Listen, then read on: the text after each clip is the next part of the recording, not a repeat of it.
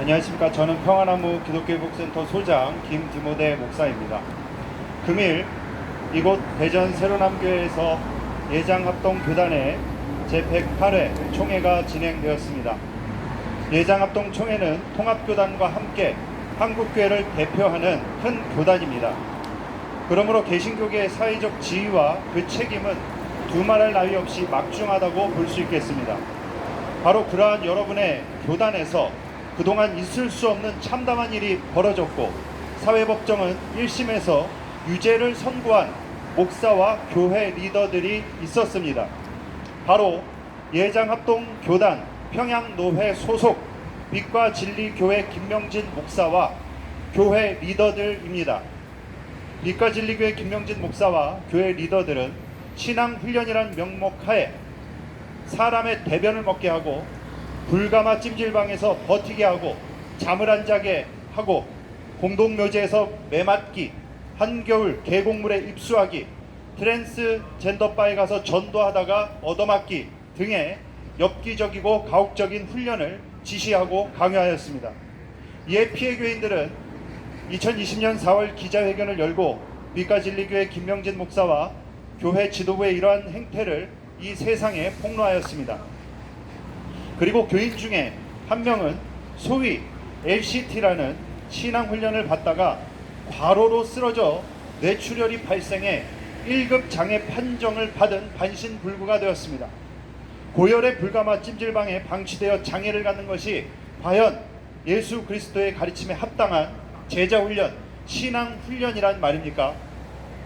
이것은 기독교 신앙을 빙자한 폭력적이고 가혹한 자해 행위를 강요한 것이지 결코 하나님 앞에 자발적으로 행한 신앙훈련이 아니었습니다.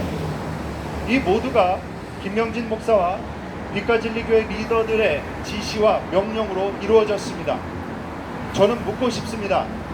예장합동 교단에서는 신앙훈련과 제자훈련이라는 명목 아래 목사가 자기 교회 교인들에게 똥을 먹으라고 강요하는 것을 보고도 가만히 있고 신경 쓰지도 않고 외면하는 것이 여러분이 말씀하시는 개혁주의 신앙은 아니지 않습니까?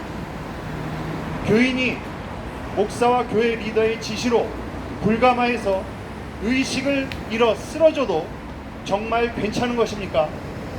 전도의 명목으로 트랜스젠더 바에 가서 폭행을 당해도 이것은 하나님 앞에 하는 것이니 이것을 지시한 목사는 정말로 아무 문제가 없는 것입니까?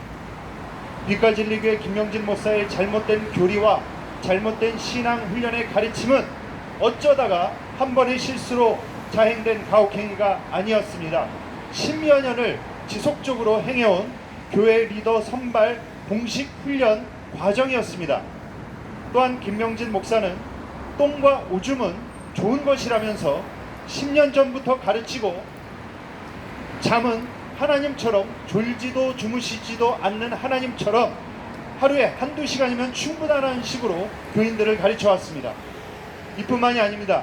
김명진 목사는 자기를 따르는 리더들을 모아놓고 도박판을 벌이면서도 이것이 하나님 앞에서 행한 신앙훈련이라고 하였습니다. 저도 목사입니다. 여러분, 저도 목사지만 제가 지금까지 고스톱 치고, 목사가 교인들 데리고 고스톱 치고 카드놀이 하면서 이것이 제자훈련이라고 했다라는 식으로 변명을 하는 목사는 태어나서 처음 봤습니다.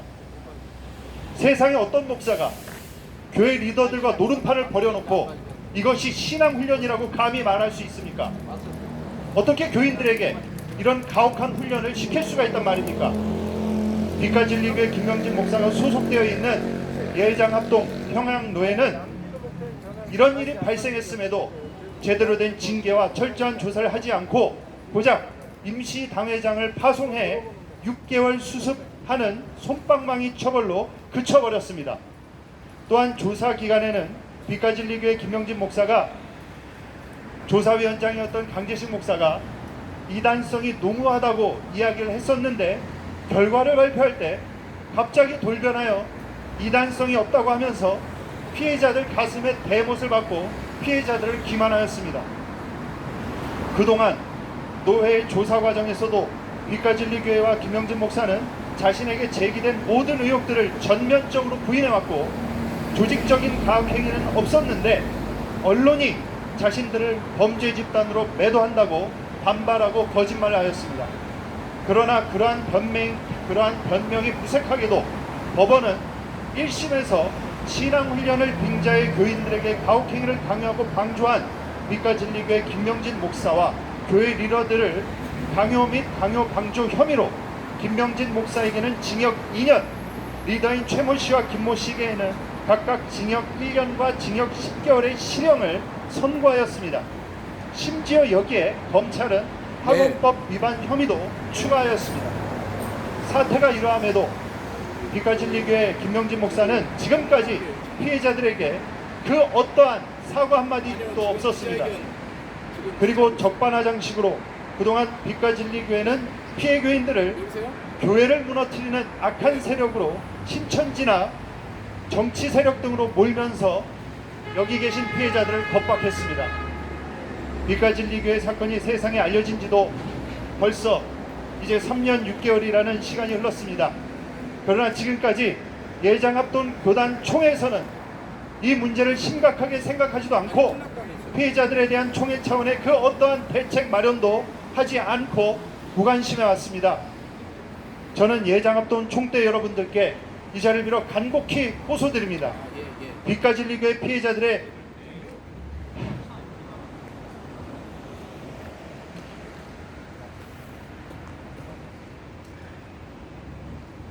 깊은 고통과 상처를 분이 돌아봐 주십시오. 이들의 삶은 김명진 목사로 인해 이미 철저히 짓밟히고 무너져서 여전히 지금도 고통받고 있습니다. 만약 합동총회에서 김명진 목사와 같은 이단적이고 사이비 같은 이런 목사와 교회를 그대로 방치하고 내버려 둔다면 이들은 또다시 대놓고 활개를 칠 것이고 또 다른 피해자들은 계속돼서 양산될 것이며 여러분 합동교단 총회의 이름에 먹칠을 하게 될 것입니다. 총대 여러분, 제발 간곡히 호소드립니다.